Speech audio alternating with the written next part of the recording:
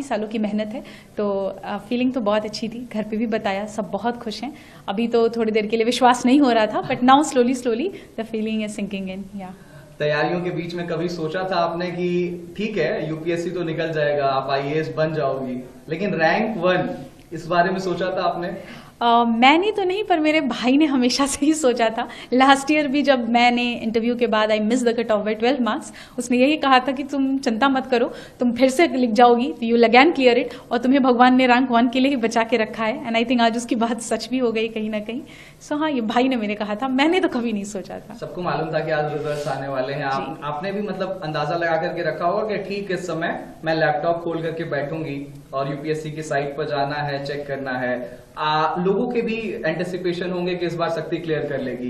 जैसे ही आपने अपना नाम देखा, किसको पहला फोन किया, कितनी खुशी अंदर से, क्या कुछ निकल करके आया, किसको किसको फोन किया? हाँ, एक्चुअली सुबह से ही आज था कि रिजल्ट आ जाएगा, एंड वी न्यू कि 1 o'clock से 2 o'clock के बीच में आना है। तो पहले तो मैंने कोशिश की कि मैं फ़ोन साइड में रख के सो जाती हूँ, बट वो हो नहीं पा रहा था। एंड जैसे ही रिजल्ट का PDF अपलोड हुआ और मैंने डाउनलोड किया, तो मुझे सबसे पहले मैंने पापा को फ़ोन किया, पापा को बताया, उसके बाद मम्मी को फ़ोन किया। उसके बाद मुझे इंस्टीट्यूट से ही कॉल आया था, जब मैं काफ़ी घबराई हुई थी कि सर पता नहीं PDF गलत है या फेक है। सर ने फिर बोला नहीं, हमने आपका रोल नंबर क्रॉस वेरीफाई किया है, आप ही का रोल नंबर है। तो that's when finally I accepted कि it's done, it's happening.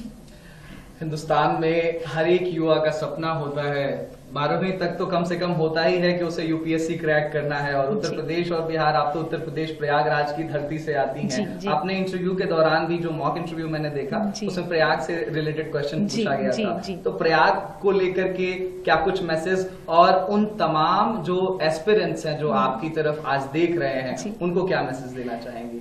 Prayagraj तो मेरी जन्मभूमि भी है, so it's always very close to my heart. I think that place has played a lot of role in shaping me who I am. I think aspirants की बात करें अगर, तो हर बच्चा आई थिंक अपने मेहनत, अपने एंड से तो पूरी कोशिश ही करता है। थोड़ी सी कमियां हैं जो अगर इंसान में रह जाती हैं, जिस वजह से मे भी हम चूक जाते हैं किसी एक पर्टिकुलर अटेम्प्ट में। What we need to do is just reflect back, क्या गलतियां हुई उस पर काम करेंगे।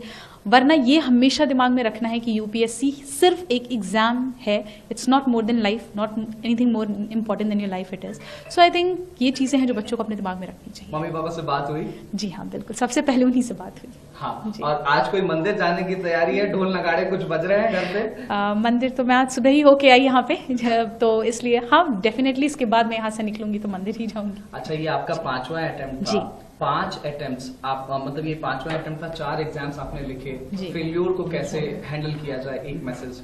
आई थिंक अगर आपको अपने ऊपर कॉन्फिडेंस है कि you can work on it, कि जो गलतियां हुई मुझसे सुधारी जा सकती हैं, खुद के ऊपर सेल्फ कॉन्फिडेंस, पेरेंट्स का सपोर्ट, आई थिंक फैमिली का साथ, इतने से हो जाती हैं चीजें, हैंडल हो जाती हैं। 2 से 3 टिप्स अगर आप जल्दी से आप देना चाहें एस्पिरेंट्स को जो तैयारी कर रहे हैं, आज आपकी तरफ देखना चाह रहे हैं, तो वो क्या होंगे? बहुत ही minimum number of book list होनी चाहिए। प्रीवियस ईयर क्वेश्चंस और सिलेबस का हमेशा गाइडेंस लेकर चलना चाहिए। And I think enough number of mocks practice करना भी बहुत जरूरी है, so that you get used to the exam conditions जो यूपीएससी को रिक्वायर्ड है।